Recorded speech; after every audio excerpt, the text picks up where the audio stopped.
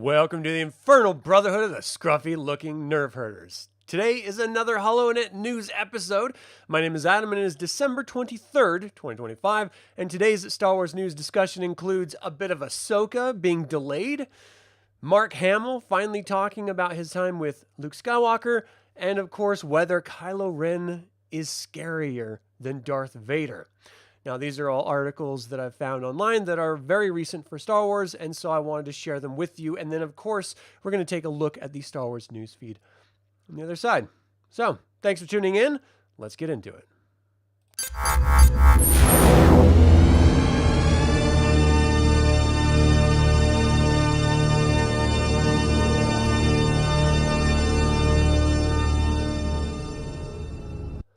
All right, Wrong screen.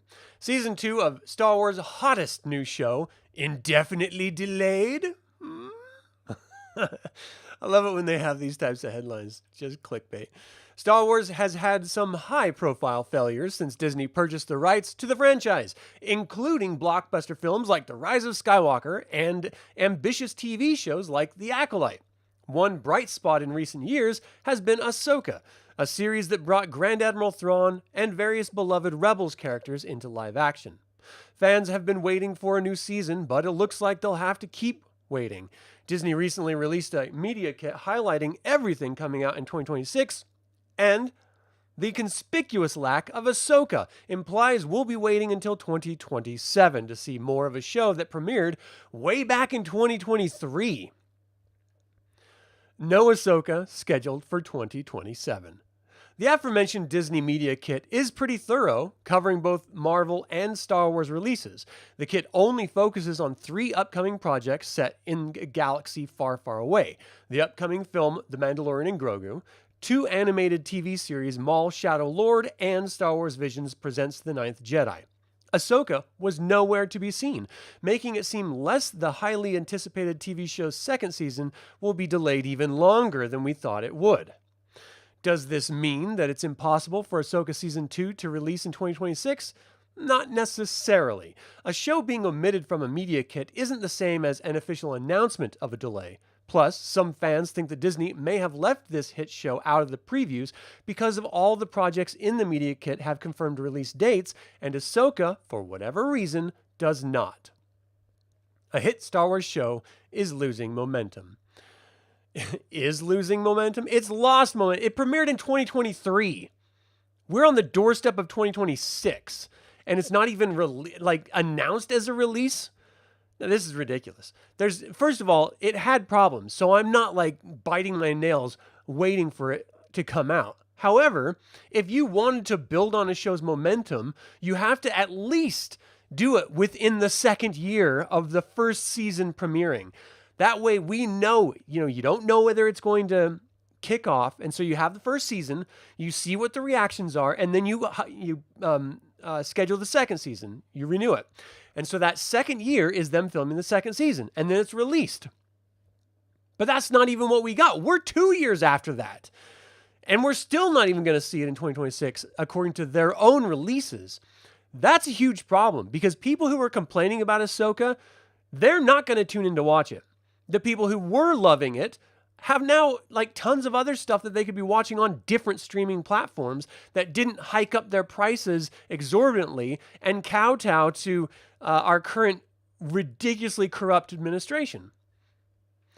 If there was never a confirmed release date for Season 2, then why do so many people think that the show has been delayed? The short answer is filming for Season 1 wrapped up in October 2022, and the show, after the addition of crucial features like special effects, didn't come out until August 2023. When Season 2 wrapped filming in October 2025, fans began to despair that, assuming Disney followed a similar production timeline, they'd have to wait until late 2026 to see it. Now, Ahsoka's absence from the Disney preview kit implies the show won't return until 2027, which means that the House of Mouse is really playing with fire here. This show was a smash hit when the Star Wars franchise really needed one. I don't know about smash hit, but it was a hit. But the lengthy production schedule has threatened to halt the series' pop culture momentum. If it ends up coming out more like late 2027, then fans may not be as excited for something that they had to wait nearly half a decade to see. It's ridiculous. The longer wait time than any Star Wars trilogy film. Ahsoka could come out far earlier than that. Again, it could come out in 2026, and Disney simply left it out of their media kit for reasons unknown. It's worth pointing out that if it comes out any later than August of the upcoming year, there will have to be more than a 3-year wait between seasons. That's longer than the wait between films in any of the 3 Star Wars trilogies. And only time will tell whether fans are still excited about Ahsoka when it finally limps back to Disney+. At any rate, we can only hope that Ahsoka comes back sooner rather than later. Like Obi-Wan Kenobi, this plucky show may be our only hope of restoring the Star Wars franchise to its former luster. Streaming rival Netflix reportedly reached a deal to purchase Warner Brothers. Once they have the license to things like Harry Potter, Disney Plus won't be able to afford more bombs like The Acolyte. If Ahsoka Season 2 doesn't prove to be a smash success, then Disney's $4 billion IP may be dead quicker than you can say Avada Kedavra. I don't know what that's supposed to be in reference to, to be honest. Look, Star Wars has been on a pretty steep downhill slope ever since Disney bought it. Now, for all of you out there who want to try to compare the sequel trilogy to the prequel trilogy, it was nowhere near that bad at all. I lived through it. I was there. So I know people like to do that whole, yeah, but what if, or yeah, but the sort of what about arguments. Like, well, what about the prequels? Or what about the Return of the Jedi when the original trilogy was going on? Like, you always try to make things seem like they're not as bad as you think they should be because of past behaviors or something like that. But in Star Wars' case, we've had more duds than we have had successes. And that's a problem. And they're spending an insane amount of money since they purchased the IP. Now, they've made a lot of money with the films, even though the films suck, but that doesn't mean that they're successful. And that's the problem that you have to face. The audience tells you whether something is successful or not. Their whole publishing initiative for the High Republic shat the bed. Their TV series are shitting the bed. Even Andor, which is arguably the best Star Wars since George Lucas, that first season, no one watched it because everything else Disney put out sucked. And then when people finally got around to watching it, they loved it. Second season killed it. Rogue One killed it. But the House of Mouse is trying to do stuff like Star Wars Kids, where it's these little cutesy cartoons in the High Republic, rather than actual films or actual series that people genuinely love. They're focusing on a group of people that don't even watch Star Wars and don't even care about it. It doesn't make any sense at all.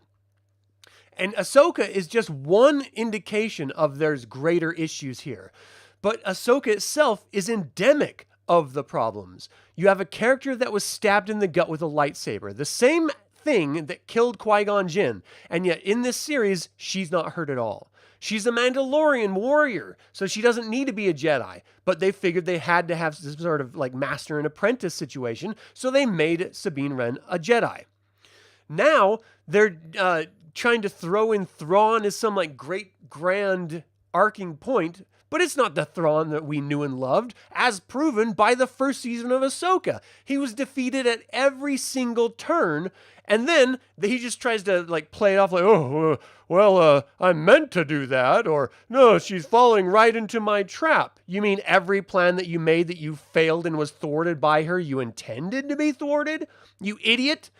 This is not the Thrawn that Timothy Zahn had written originally, at all. He is a complete bumbling idiot. They had a Star Destroyer actively bombarding the planet that Ahsoka and Sabine Wren were piggybacking on a speeder bike, driving directly toward the home base on that planet. And they couldn't even hurt them. Think about that for a second. An act that completely destroyed Mandalore, the entire planet. They just flew right through that act. No one was hurt, everyone was fine. That's it. Someone who had never used the Force before effectively ever, Sabine Wren, was able to force push another Jedi who for some reason couldn't use his Force abilities to leap across the chasm onto the actual Star Destroyer. So there's just so many logical fallacies, not to mention there's like repeated events where Ahsoka goes to fight someone and then leaves saying, I don't have to fight you. Well, then why did you show up to fight them? You're the one that went to them. They did not come to you. It's just constant idiocy after idiocy of writing. And frankly, at this point, Dave Filoni has lost all trust in his ability to tell Star Wars stories for the simple fact that he can't write for shit. And I know what you're going to say. You're going to say, yeah, but George, what about George? Stop with the whataboutism anymore. We've already lived through it. Now we're dealing with what is, not what was. And what is an entire franchise that has been sinking like the Titanic ever since the mouse took control of it. And you can't pretend that that's not a problem, especially when, again, this series is going to be 3 years in production. If we even see it at the end of 2026, which I doubt. It might slowly disappear like a fart in the wind, or maybe they're just waiting to see how Mandalorian and Grogu does in the film space to see whether or not they want to even bother with this second season, because it's clearly setting up some pretty deep lore type stuff like the world between worlds, i.e. time travel in Star Wars. This is a problem. And no one seems to be addressing it except for the fan base. No one actually at the House of Mouse itself seems to be addressing these issues. So, I don't know. You let me know. Are you excited for Ahsoka Season 2? Do you think it will ever actually be released? And ultimately, do you think because it's not on the slate that it's not going to be next year? Or do you think they're just waiting on seeing returns for Mandalorian and Grogu before they announce it and release it? Let me know in the comments. I'd love to hear what you have to say. All right, next article. Star Wars. Mark Hamill finally talks frankly about a possible return of Luke Skywalker. I think we all know the answer to this before we even read the article. Luke Skywalker made Mark Hamill a legend, so when asked candidly and on camera if he'd pick up the lightsaber again, what answer did he give? On CBS Mornings, Mark Hamill cut through the chatter with a plain answer about Luke Skywalker's future. He points back to the sequel trilogy, from floating cameos in his stormy turn in The Last Jedi, as the arc that closed the book for him. The actor sounds content to leave Luke where that story ended. All this lands as Daisy Ridley's fields rumors about what comes next for other faces in the saga, including a possible return for Daisy Ridley's Rey. Here's what's funny about that. This is yet one of the many Disney films that has been announced is the sequel to the sequel trilogy with Rey. And yet, now we're at the point where people are even saying a possible return. Not that there's a script in active development anymore, or that there's a film in active development anymore. We don't even know, because Lucasfilm and Disney has shit the bed so many times with films in Star Wars that it's a joke at this point. Like, we would be more surprised by a film actually going to theaters than the announcement of a film. And that's bananas. Mark Hamill reflects on Luke Skywalker's journey. It's not every day that one of the most iconic actors in sci-fi history opens up about a beloved character. Mark Hamill, the face and soul of Luke Skywalker in the Star Wars universe, recently addressed lingering questions about whether he would ever return to the role. His answer is surprisingly straightforward, and it might stir some emotions for longtime fans. A respectful farewell to the Jedi. When asked about reprising Luke Skywalker, Hamill didn't sidestep the question. He candidly shared that he feels his Jedi journey was already reached its natural end. According to him, the sequel trilogy wrapped Luke's arc in a way that doesn't leave much room for return. I had my time, Hamill remarked during the interview, even humorously adding that his character had an overdose of the Force in the storyline's dramatic conclusion. Simply put, he's content with letting go. He was vocal about the entire time of filming The Last Jedi about completely disagreeing with everything Rian Johnson was doing, especially concerning Luke Skywalker. And look, every fan who ever watched the original trilogy completely agrees with Mark Hamill because they shit the bed. They created a character that was more, as Mark Hamill said, like Jake Skywalker than Luke Skywalker, because it's no one we recognize. It's not the hopeful, aspirational hero that we were presented with in the original trilogy. It's this random old curmudgeon that tried to kill his own nephew for no fucking reason. It's completely ridiculous. And so I don't blame Mark Hamill for not wanting to come back. And quite frankly, he's an old man now. So I don't think he could really do it well. Now, let's say they completely scrap everything that Disney has ever done and they reboot it with George Lucas's film treatments or the EU as a jumping off point. You would have to go way into like Fate of the Jedi era to get an age-appropriate Luke Skywalker with Mark Hamill. But I don't think we need to do that. Because look, think of Star Wars like a play. You have an understudy and you have the primary actor. When the primary actor can't go on screen anymore, you have the understudy step in. Why are we so precious about the actors who are playing the characters? Just let other actors take over the role. There's no reason why Princess Leia cannot be recast. There's no reason why Han Solo can't be recast. There's no reason why Luke Skywalker can't be recast. We already recasted Wookiees. Honestly, we are not so precious, are we, that we can't imagine another character in the role of our beloved franchise that the existing actors have either passed on this mortal coil or they're just too old to play anymore? It doesn't make any logical sense. And I think the exact same thing with Indiana Jones.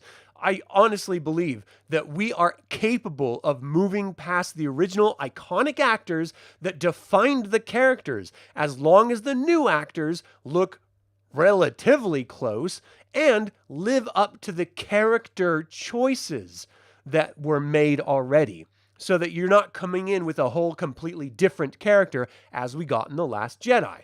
That's all we have to do. Stay true to the character, bring in a new younger actor in order to play them to tell the stories that already exist, so you're just creating scripts from existing novels and comics. That's it. You can even reach out to the video game world with Kyle Katarn.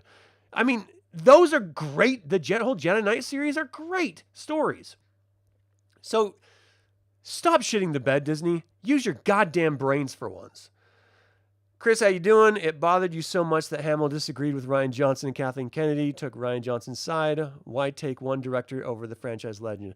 Yeah, she should have thought, oh, wow, this is a problem. If the guy who's been embodying this character for 40 years doesn't believe that it's being done correctly, then he might have something there. But no. And look, I love Mark Hamill, but look at him. He's an old man now. Let's just move on. Get a younger actor to play Luke Skywalker. You don't have to CGI his face in every scene. We're all, human beings. We understand you're going to have a new actor playing him as a younger version of Luke Skywalker. Just do it. I don't see what the big deal is. Everyone acts like, oh, you can't, it's too sacred. It's like some sort of weird religion. No, it's not. It's a movie or it's a series. You can do this. Yeah, and it's not like they didn't fire directors constantly.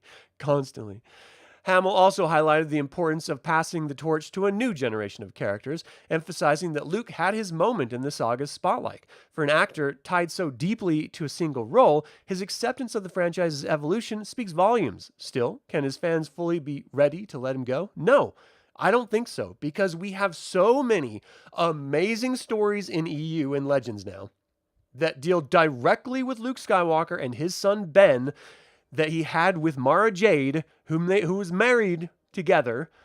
You have the whole Yuuzhan Vong invasion of the galaxy. You have all of the dark, insane Sith returns. You have one of the Solo kids going to the dark side and becoming a fucking Sith Lord, for fuck's sake.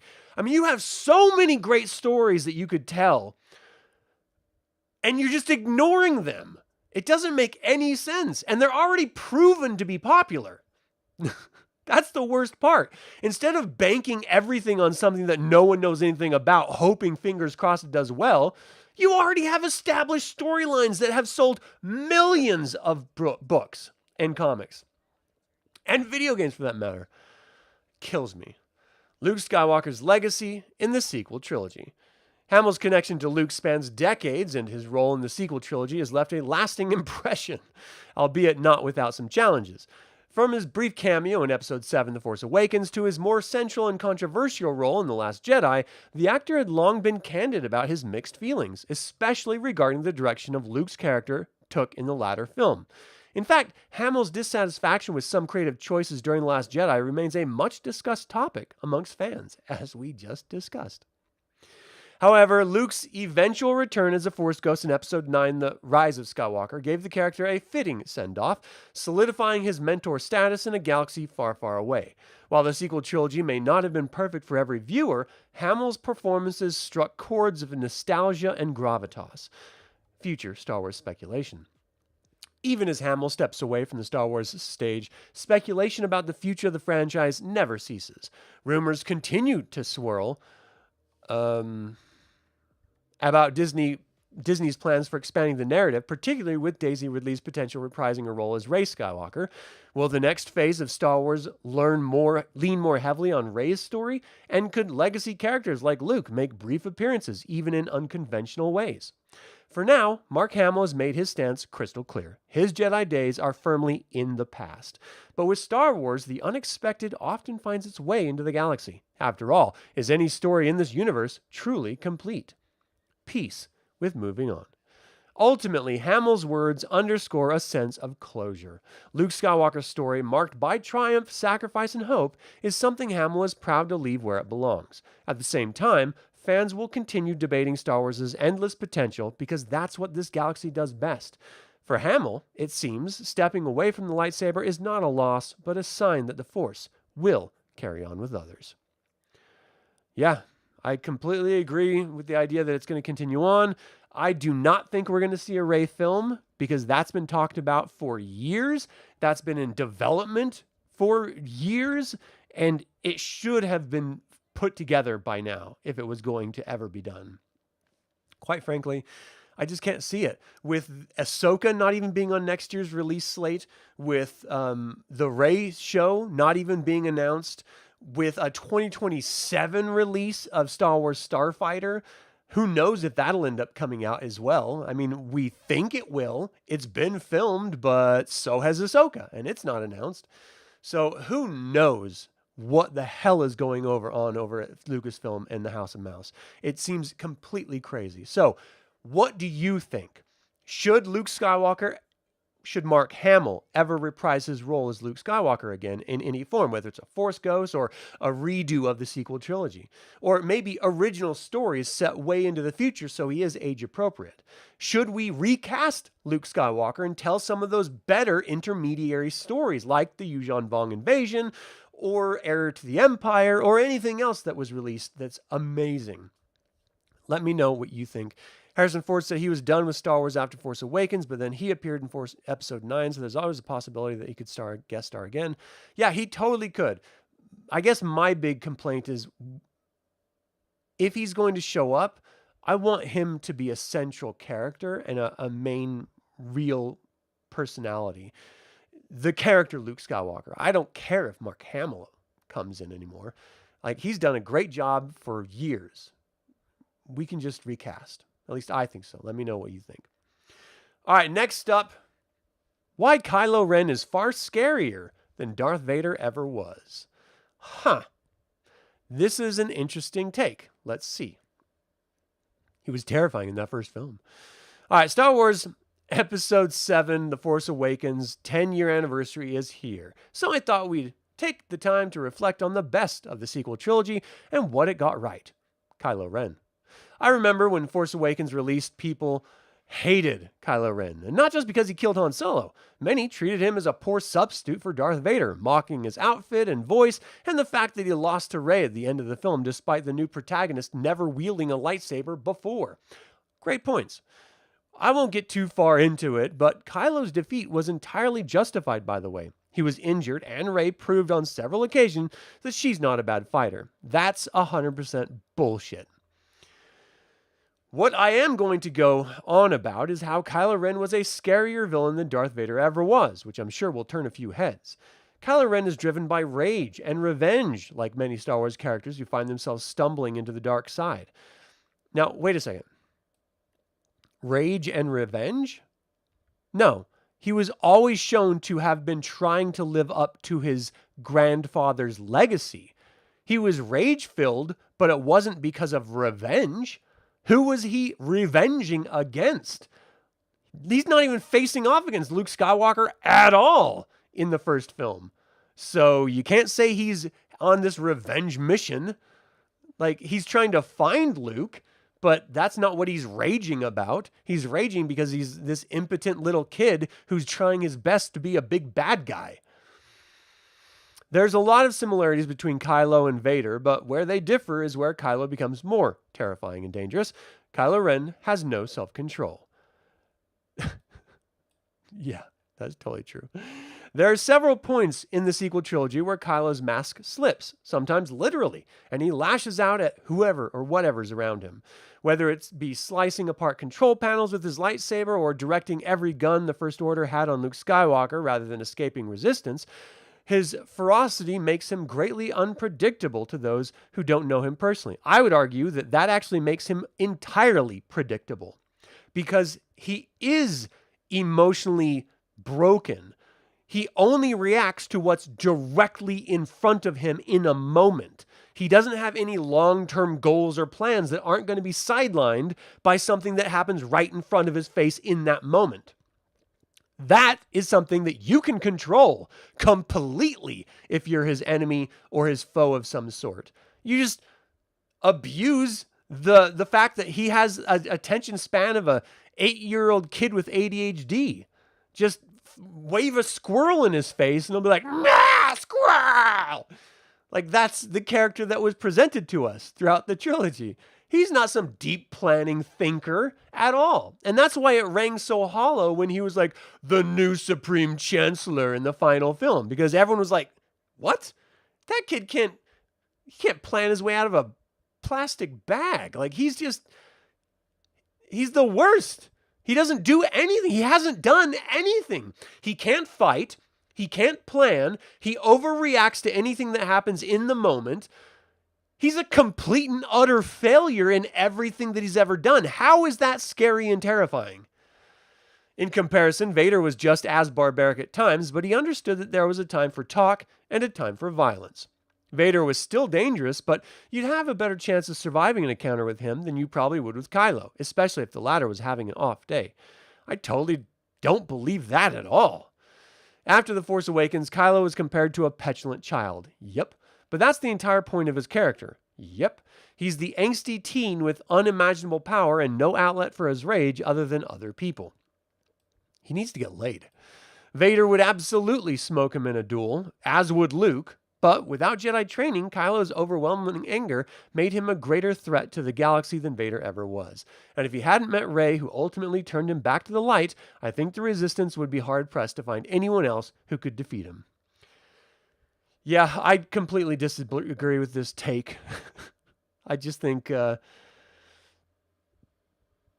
just wrong. It's fundamentally wrong. Vader's terrifying because he does plan. He does think. I mean, he's a vicious force himself. Yeah. I don't know. I totally disagree. But I'm interested to hear what you guys think. Do you think that Kylo Ren is in fact scarier than Darth Vader simply because of his irrationality? Let me know in the comments. I'd be interested to hearing what you have to say. All right, finally, let's take a look at the Star Wars news desk and see what we have. You know, let's look at the year in review. That might be interesting. 2025 year in review. It's been a busy year across the galaxy. The Star Wars universe expanded in 2025 with thrilling new adventures, major milestones, and a whole host of exciting announcements. New releases like Andor Season 2 and the finale of Skeleton Crew, the complete anthology collections of Star Wars Visions Volume 3, and the 6-episode Star Wars Tales of the Underworld. I still have yet to see those last two ones, Star Wars Visions and Underworld. I do want to see Underworld, but again, I can't support the House of Mouse. Forged bold new stories, while beloved films like Star Wars Revenge of the Sith and Star Wars The Force Awakens celebrated big anniversaries. There was something new in seemingly every corner of the galaxy, stretching across Disney Plus series, upcoming theatrical movie releases, games, books, comics, and more. Here, we put together a crew of Star Wars.com contributors to break down the biggest announcements and major moments and milestones of 2025. We got our first look at The Mandalorian and Grogu with the official teaser trailer, and Star Wars Starfighter entered production. Grogu going for a little swim? You have my attention. There's nothing quite like sitting into a movie theater seat to experience a new Star Wars film for the first time. While last year saw the announcements of The Mandalorian and Grogu and the end of production, it wasn't until September that everyone got a look at the excitement that awaits. With the first rollicking teaser trailer and a poster that captured the spirit of adventure that will bring the Clan of Two to the big screen. Jon Favreau and Dave Filoni gave us a glimpse at the Star Wars theatrical release since 2019's Star Wars The Rise of Skywalker, starring Pedro Pascal as Din Djarin, aka The Mandalorian, Sigourney Weaver as Colonel Ward, and Grogu as himself. May 22nd, 2026 promises to be an unforgettable new chapter for Star Wars in the cinema. And if the surprise Star Wars Celebration announcement of Ryan Gosling, starring in director Sean Levy's Star Wars Starfighter, didn't already have us utterly delighted, the start of production brought about the announcement of a dazzling cast, including Mia Goth, Matt Smith, and Amy Adams, and the first images of Gosling in character alongside co-star Flynn Gray. Star Wars Revenge of the Sith celebrated 20 years. I went and saw it in the theaters too. It's been 2 decades since the prequel trilogy concluded, chronicling in heartbreaking detail the fall of Anakin Skywalker and his transformation into one of cinema's most enduring villains, Darth Vader. From the adrenaline-pumping battle after Coruscant to the inimitable General Grievous, from the caverns of Utapau to the lava rivers of Mustafar, fans were able to experience it all, back to the big screen in honor of the film's 20th anniversary, and the force was strong at the box office, with the re-release opening an estimated $42.2 million worldwide.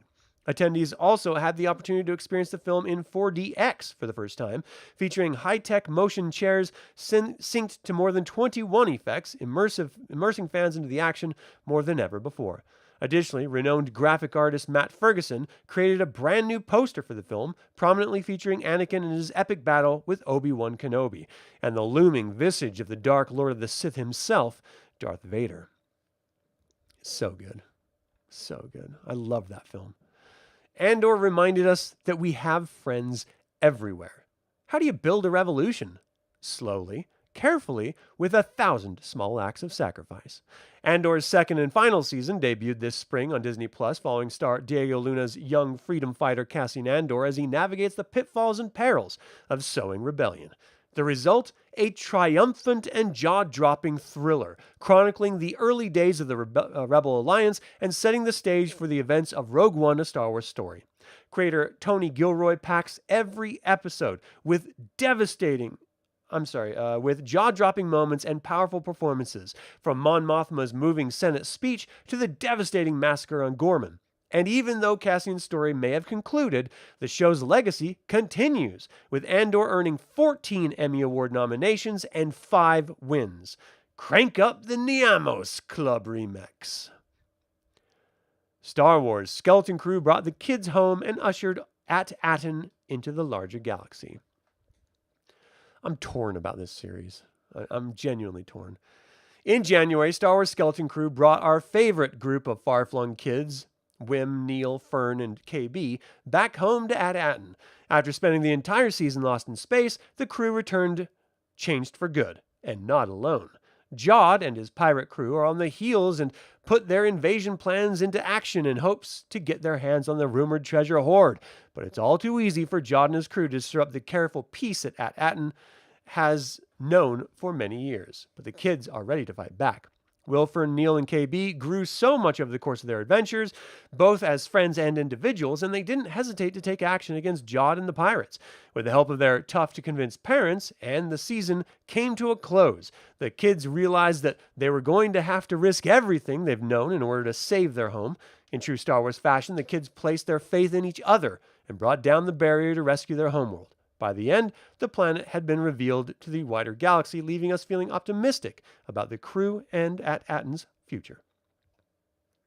Star Wars Tales of the Underworld put the spotlight on two characters that thrive in shadows.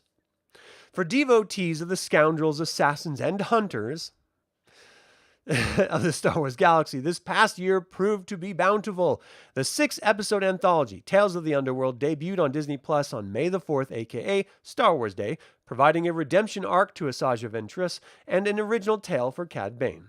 Creator Dave Filoni and veteran Star Wars animation writer Matt Michnovetz kicked off the newest installment of the Star Wars Tales series with this reveal of how Ventress, Nika Futterman, returned from her death in the 2015 novel Dark Disciple. But it's really a chance to help a fugitive Jedi Padawan on the run from the Empire, not just Night Sister magic, that brings Ventress back into the light. I remember Dark Disciple, I think. I think it was good. And look, I love Asajj Ventress. When she was first released, or actually shown on screen in that animated series, the Star Wars Clone Wars, not The Clone Wars, she was a badass, and I really like seeing her. The second 3-episode tale follows Cad Bane, Corey Burton, during his days as a young orphan named Colby on the planet Duros, scavenging for food alongside his pal Nero. When the job for a local gangster goes wrong, the childhood friends find themselves on opposite sides of the law, heading towards an eventual collision course. The results are as poignant as they are tragic. It makes me want to watch it. Lucasfilm Animation observed its 20th anniversary and announced Star Wars Maul Shadow Lord coming in 2026. For 20 years, Lucasfilm Animation has reached beyond the bounds of storytelling and deepened our understanding of this vast galaxy far, far away. Starting with Star Wars The Clone Wars in 2005, the animated medium has cultivated the limitless potential of visual and emotional expression. Guiding fans through themes of endurance, grief, and hope, Lucasfilm Animation has become the most bittersweet safe space for fans.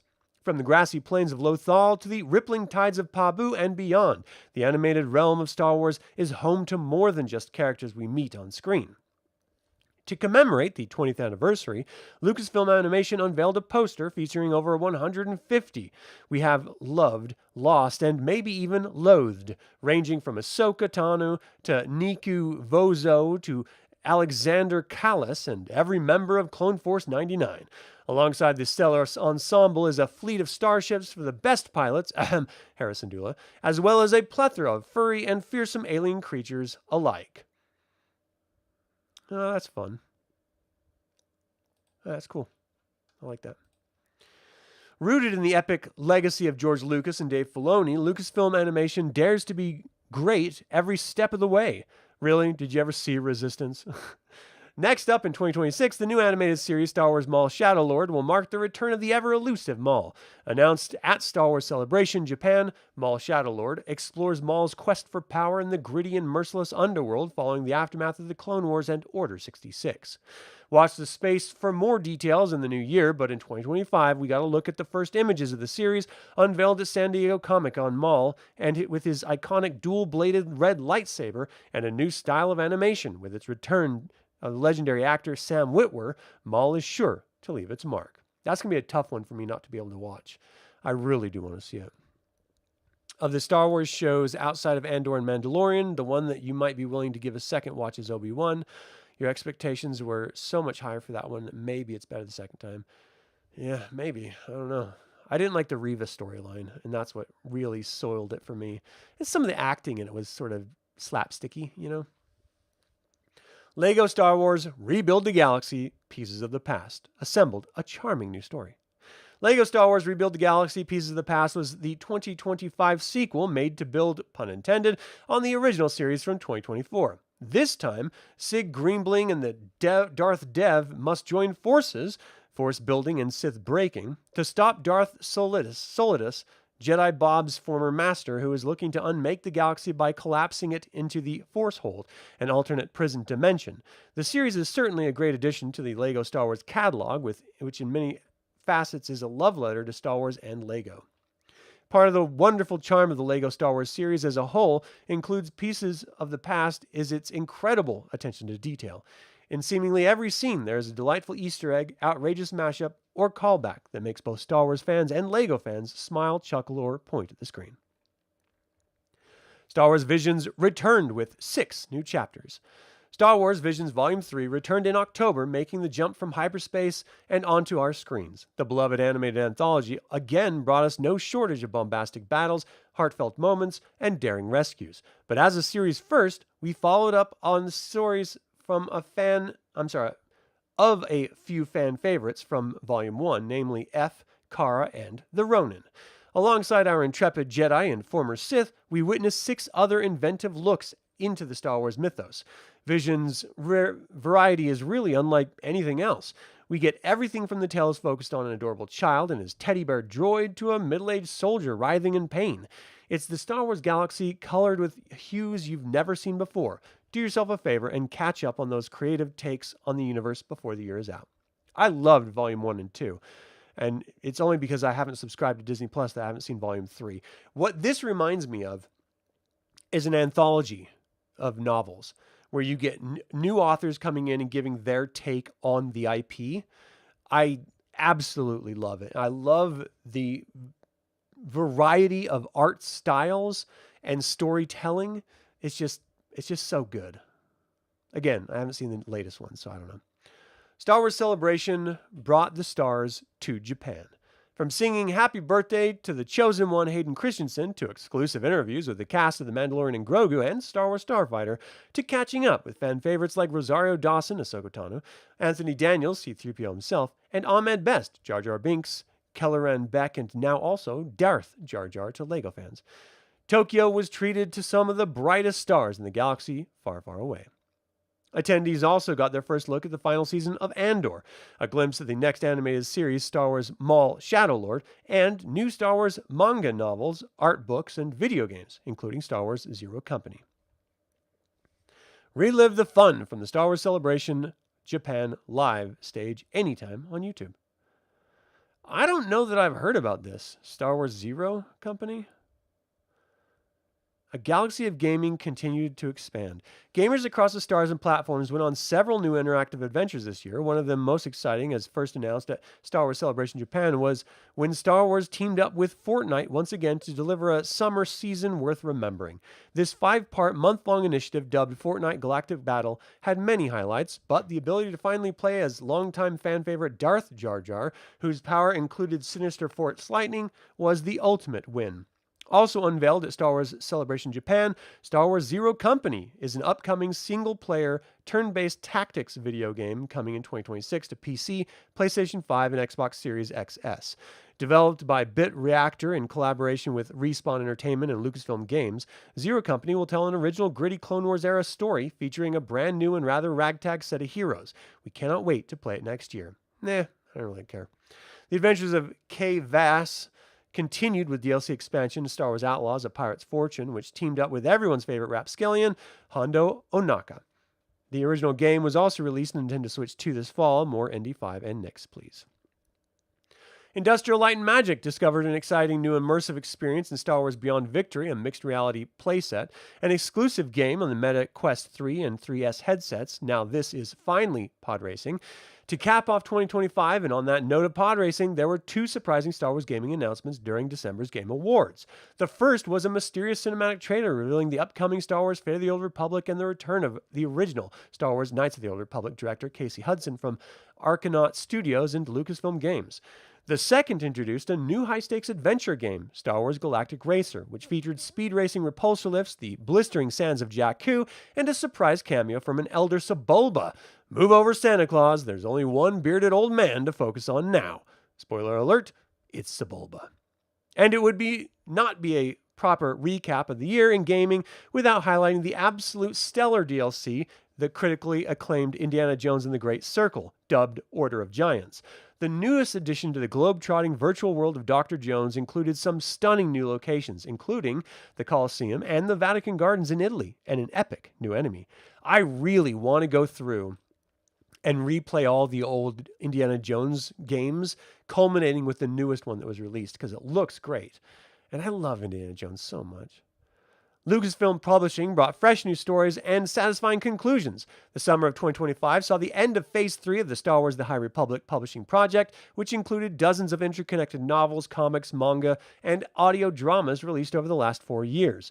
The architects of the endeavor, Claudia Gray, Justina Ireland, Daniel Jose Older, Cavan Scott, and Charles Soule, continued to close out the story of the Jedi and Republic's conflicts with Nihil marauders and unveil the mystery of the nameless creatures. Other publishing highlights from 2025, including the first book of the Reign of Empire trilogy, Mask of Fear, from Alexander Freed, Lamar Giles' novel Sanctuary, a Bad Batch novel, Adam Christopher's terrifying Darth Vader tale Master of Evil, a look at Finn and Janna's past in Kwambe Mbalia's The Last Order, and two stories that tied into the television series The Acolyte Wayseeker from Justina Ireland, and The Acolyte The Crystal Crown from Tessa Grattan. And while comics fans enjoyed titles including Legacy of Vader, Tales of the Nightlands, Han Solo Hunt for the Falcon, Jedi Knights, and Boba Fett Black, White, and Red, the manga Star Wars Path of the Lightsaber Volume 1 gave sequel-era fans new characters to cheer for.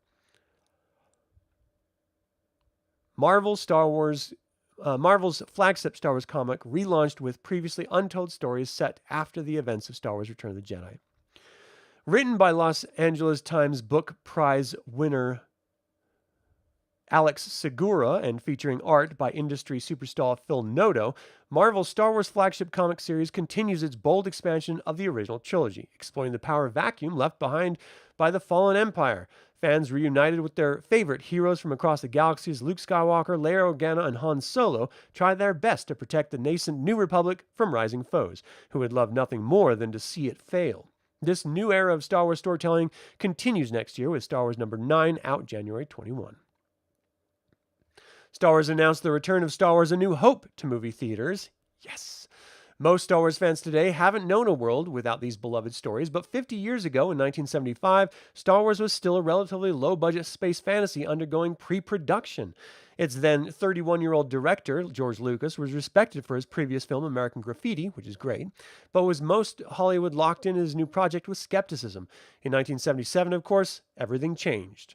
I was born. Oh, no, Star Wars was released. As we near the 50th anniversary in 2027, we'll mark the occasion with a worldwide celebration of Star Wars A New Hope's golden anniversary. The film's upcoming theatrical re-release will provide us all the opportunity to visit our local movie theater and imagine what it was like back in '77 when the projector whirred to life. This much we know for sure: movies were never the same again, and neither were we. And finally, Star Wars The Force Awakens marked 10 years. After 48 years and 12 Star Wars movies to date, including the Clone Wars theatrical release, we're finding more and more opportunities to commemorate those film milestones' anniversaries.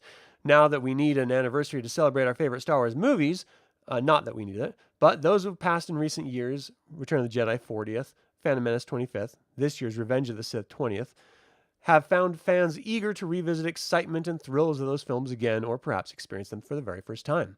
December 18, 2025 marked the 10th anniversary of Star Wars' triumphant return to the theaters with 2015's Star Wars The Force Awakens, which, true to its title, awakened and reinvigorated Star Wars storytelling on a scale never before seen.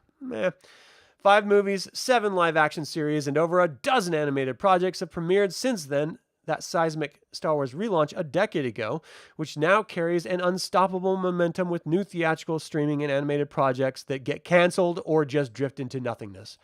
Coming soon. Coming soon being the operative phrase.